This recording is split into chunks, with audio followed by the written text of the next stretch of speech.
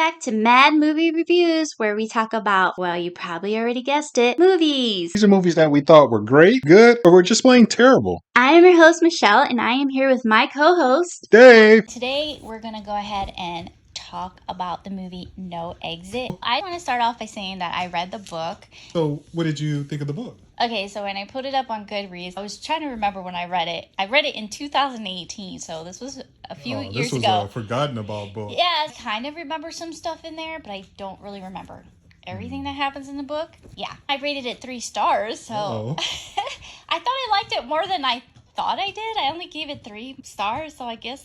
What did you like about the book? I don't remember. Because see, at this 3 stars, to me, on a grading scale, it's like A, B, C, D, F, right? So Right. 3 stars is like a C. So that's like a Yeah. It's like, yeah. So I don't know. 3 stars, that's pretty tough. So what else about the book that stood out?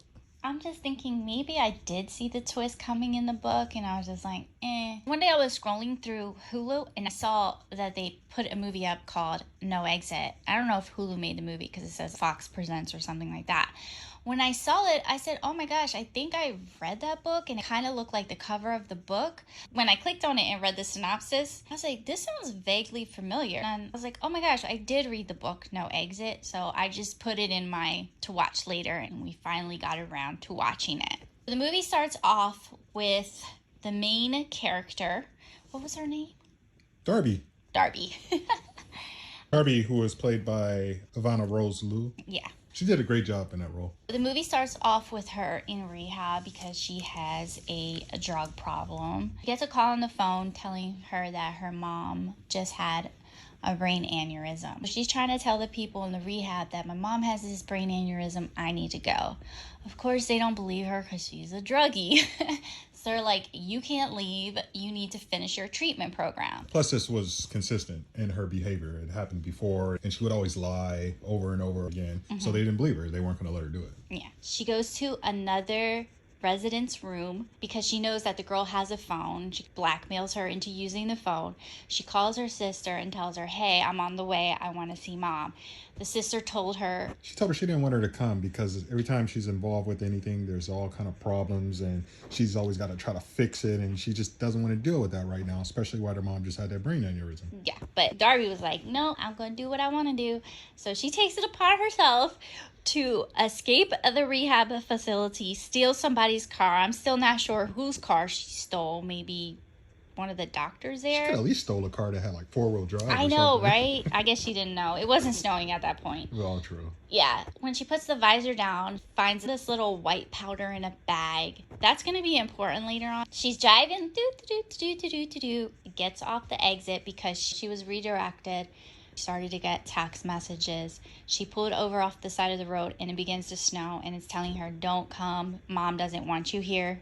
Text from her sister. She falls asleep and a cop comes banging on the door. Excuse me, you can't be here. She was like, oh, I'm sorry, I fell asleep. But when the cop came up to her, she had the white powder in her hand, so she went and hid it and then she stuck it in her pocket. He told her, you need to go up the road to the rest stop and stop there because it's going to be a really bad storm and I don't want to see you out in a ditch, so make sure you stop off at the rest area. So she heads up the road and she gets to this rest area that doesn't even look like a rest area. It kind of looks like a cabin in the middle of nowhere, right? Yeah, it's one of the nicest rest areas I've ever seen. It has really big windows in the front of it so you can see inside of there very easily. This was your Bentley of rest areas. In the middle of nowhere, so keep in mind there's just nothing there and it's just snowing. It's cold. She goes inside and there's 4 people inside. There's a guy sitting at one table. Then there's another guy who's sleeping, snoring on a bench. Then there's 2 other people, older people, a white lady and the Allstate guy. You know, what's in your wallet? That guy. Dennis Hayshark. Who? Dennis Hayshark or Shark? Dennis Hayshark? I don't know. We'll just say Dennis.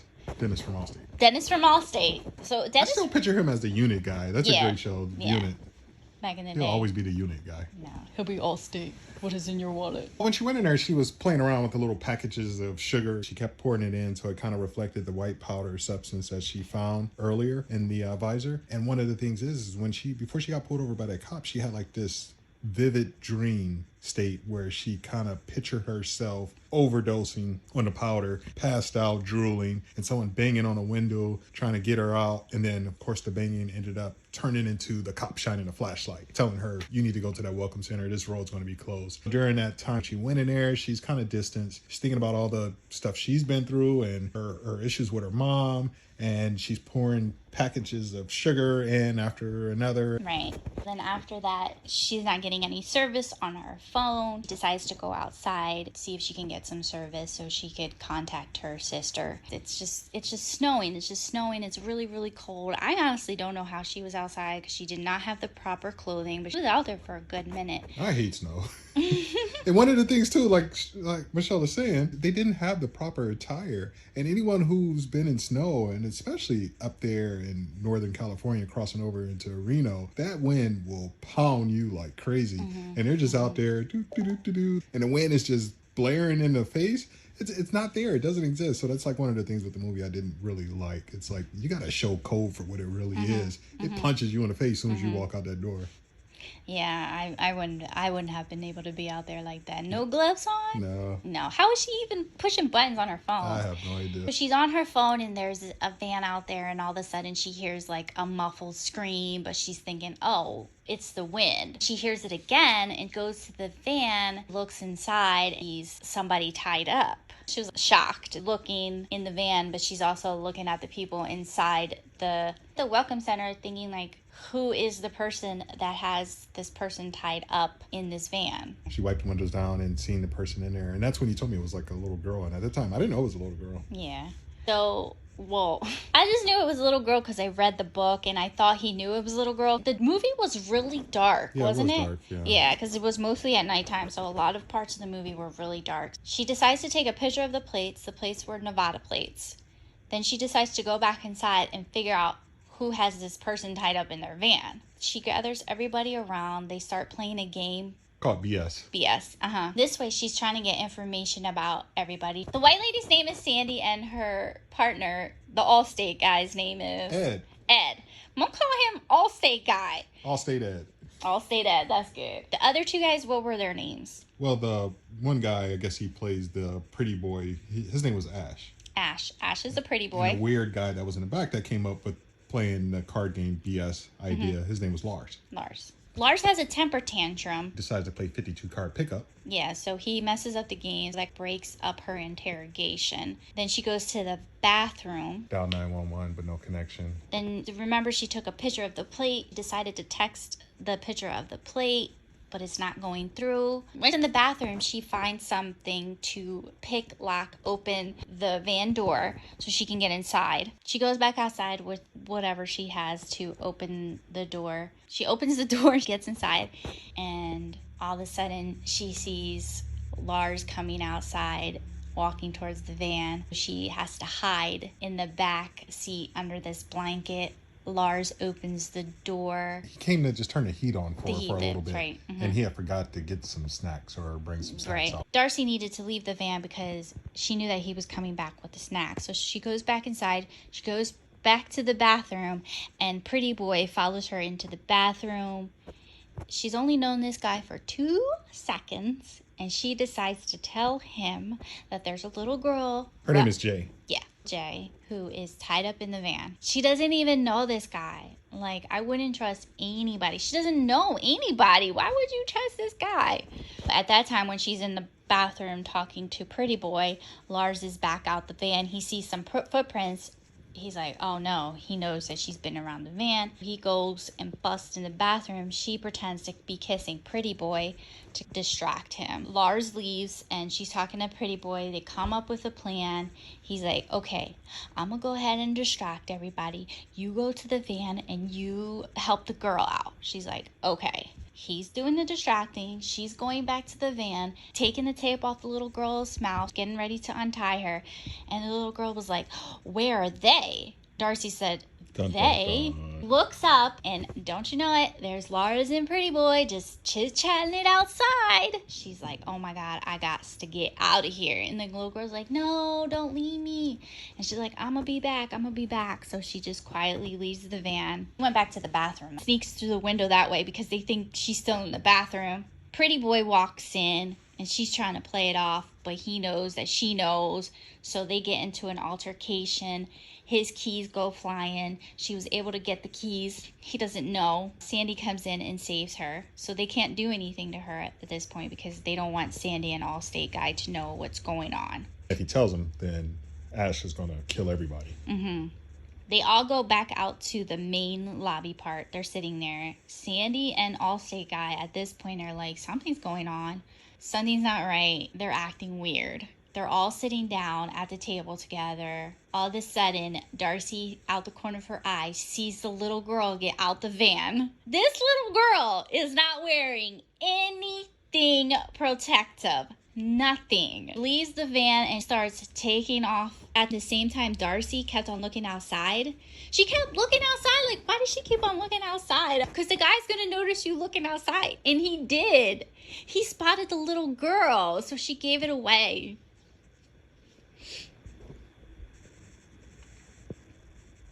Somehow their attention was distracted. And Darcy runs outside to go find the girl. Because, you know, she's going to freeze to death. Lars and Pretty Boy decide to follow her at this point. They're like, you need to find her, call her name out. And she's like, Jay. They're like louder. And she's like, Jay. 1 decimal higher. Yeah. She sees Jay. I missed this part. Can you explain it? Because I was like, what happened? Because it was so dark. She was walking and as she was calling for Jay, silently yelling. I know that's oxymoronic thing to say, but she was, Jay, louder, Jay. As she was doing that, and Tweedledum and Tweedledee were behind her, she seen Jay over to the left, and Jay was kind of circling back and decided, okay, I'm going to get louder, but we're going to go to the right. So as Jay's going to the left, Ash and Lars didn't see her. Darby started leading up to the right, and now she's yelling and getting Jay a little distance to get back to get help, to get to Ed and Sandy. But as she's yelling, she decides, okay, I'm going to take off. Takes off. And as she's running, slipped and fell and slid down this hill and hit some trees. Ash decided to pull out the gun and take a shot. That immediately sent the signal to Ed and Sandy. And she said, well, maybe it was something else. He said, no, I know a shot when I hear it. He's a former Marine. Mm-hmm. Jay is running, passed out, because Jay also had this disease.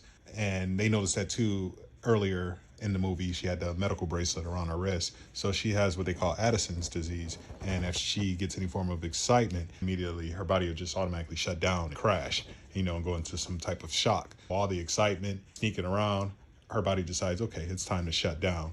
And that's where she passes out in the snow. And I think Ed and Sandy bring her back inside. That's right. She passed out right in front of the store. She's passed out on the floor. All this commotion is going on. Darcy runs inside. She tells Sandy and Allstate guy, hey, they kidnapped that little girl. Allstate guy's like, what? So they're all looking out the windows. He said what? He's like, what? Say it one more time. You got to do it in the Allstate voice. What? There you go. What? He was like, what's in your wallet? No, he didn't say that. Yeah. Ed is like, what is going on? And I'm telling you, the windows are big. They're looking outside to see where Lars and Pretty Boy are at. They start closing the curtains. A couple of chairs in front of the doorknob, prevent them from coming in. Then all of a sudden, the little girl wakes up and she says, Miss Sandy? Darcy turns around like, what the... They changed this from the book, too. From what I remember, Sandy was the school bus driver. I think that's what she was. But in the movie, they changed it so she was actually Jay's parents' maid. She would be cleaning their house, and the little Jay girl would try to humiliate her, make her do dances and laugh at her. I do not remember them in the book making Jay this really mean little girl, but in the movie they did. Yeah, they really vilified her. Yeah, they vilified the little girl. I don't like that at all. They didn't do that in the book. Sandy get this little girl kidnapped because she knows their parents are worth a lot of money. So she's like, I'm going to get this money because I'm sick and tired of working for these people and this little girl. I don't like this little girl. At the time, she didn't know that those two guys had kidnapped the little girl. So she was shocked. They weren't supposed to meet up like that. She met him on the internet. Yeah, the boys were supposed to give the girl to the uncle, and I guess the uncle was supposed to meet up with her, and then she was going to do a ransom. That was never going to happen. Those boys were going to take the little girl and do... T-word. the T word with her. At this point, when the little girl sees Miss Sandy, Allstate is like, what is going on? He had no idea that Miss Sandy had this little girl kidnapped, and he was completely shocked. At this point, Pretty Boy and Lars gets into the cabin. Because Sandy decided to tell him he doesn't have a gun. Ed was keeping him outside because they didn't know. And he said, I got a gun. I'm going to blow your head off. They didn't know until Sandy not only betrayed him that way, she decided to snitch. And why, Sandy? Why did you? She wanted the $200,000 to help them out with something. Lars and Pretty Boy, they get inside because they know that Allstate doesn't have a gun. Allstate's trying to talk him down. Pretty Boy just shoots him in the head. Bam! Allstate's dead. Miss Sandy's like, no! Like, seriously, what did you think was going to happen? I don't know what she was thinking. Yeah. What's in your wallet? Right. Not a bulletproof vest for him. So they shoot her in the stomach. Then she somehow gets over to Ed, and she's like, Ed, I'm so See, that's the part I never get with movies. You know, you get shot, and then you start doing that, and moving around. Play dead. Don't move. Stop. Right. Just stop. So she's like, Ed, I'm so sorry. And then Pretty Boy puts one to the back of her head. Boom. She's dead. Done. All that. She did all that. Done. Just to die. Pretty Boy and Lars have Darcy to deal with. And at this point, I'm just thinking, okay, they took out Allstate guy and they took out Sandy. Why aren't they taking out Darcy? And I think I figured it out because Pretty Boy saw the attachment that Jay had with Darcy. If you do anything, Jay, I'm gonna kill Darcy. You can call her Darcy. Her name is Darby. Sorry, guys. Darby. Now, I don't remember this happening in the book, and it could have, but it completely shocked me. Before Darby knew that Pretty Boy had a gun, they had found this nail gun in the bathroom. She told him to go ahead and use that because, you know, he was supposed to be watching her back, but he was the bad guy the whole time. Because Lars had a gun and she knew Lars Lars had a gun. Yeah. He has this nail gun and he takes her hand and he nails guns it to the wall. I was like, what? She got like half a crucifixion. She did. At this point, Jay's hugging up on her, crying like, what are we gonna do? And she's trying to pull her hand off the nail. Remember when she was in the bathroom, she stole the keys and he didn't know. Pretty Boy realizes, I don't have the keys. We can't leave. She hid the keys.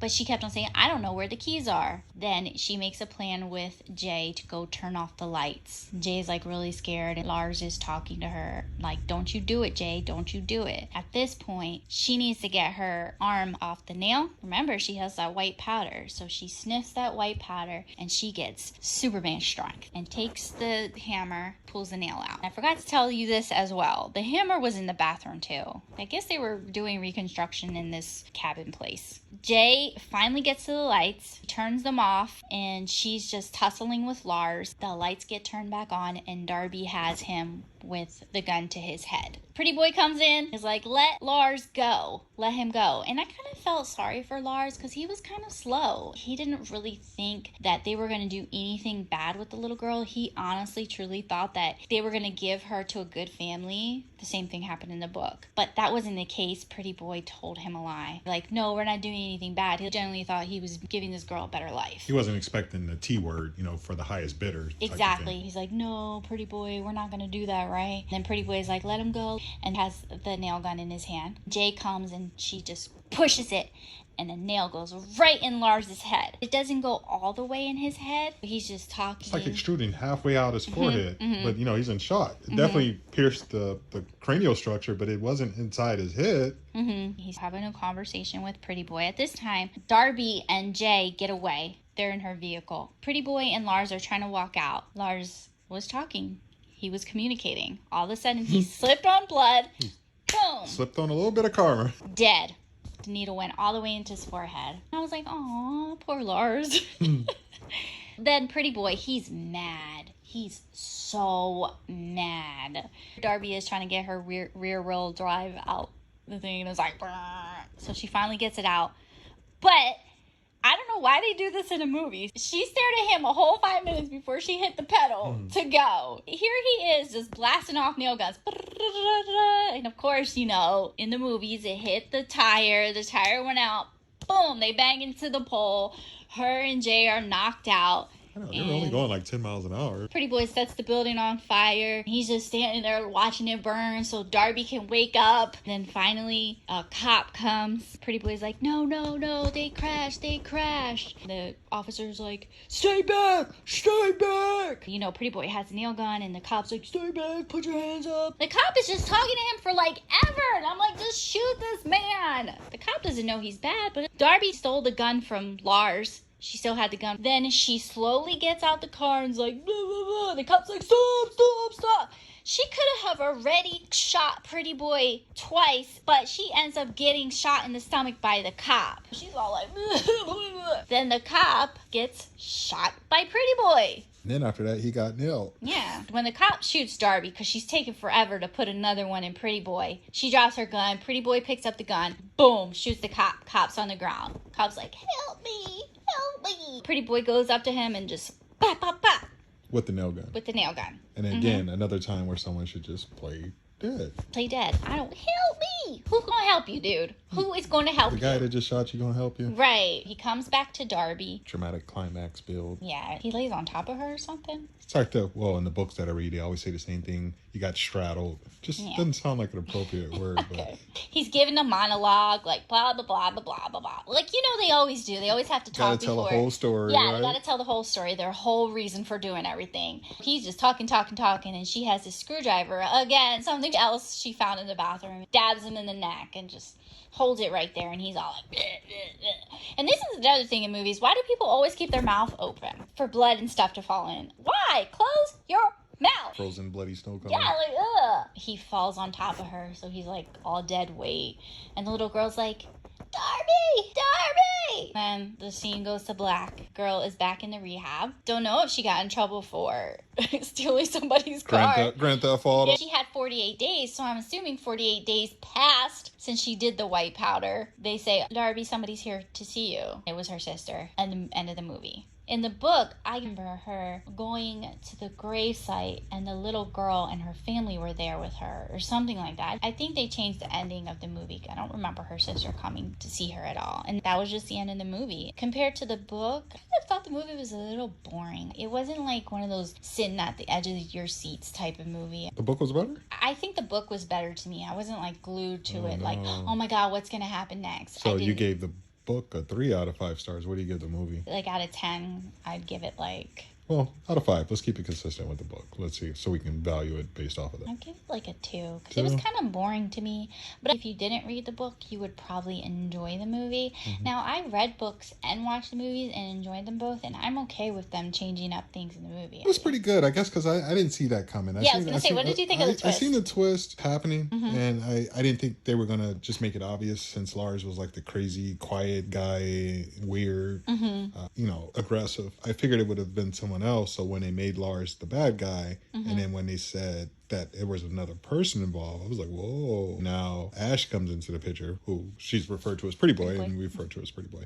So when he came into the picture, I thought that was it. Now when the girl broke out of her Addison stage and said, Miss Sandy, I was like, whoa. I guess the 3 people being involved, that type of twist, I did not see that happening at all. I would probably give it, on a scale of 1 to 5, I'd give it about a 4. I thought it was like a 4 range. It wasn't too bad. We forgot to mention in the movie that Sandy, she was given a lot of information about the girl's condition. Mm-hmm. There's a clue right there, like, why does she know so much? And she was also trying to get rid of the girl. Yeah. To say, Ed, just let them take the girl so we can get out of here. Yeah, she was being really easy going with it. When the little girl came in and she needed her medicine, Sandy knew exactly how to give it to her. They were giving you clues, but then again, you're probably just thinking, oh, maybe she just knows what that is and has been around it. IMDb rating was a 6.1. The director for that was Damian Powers. Yep, that's it, you guys. Thanks so much for watching. Until next time, bye.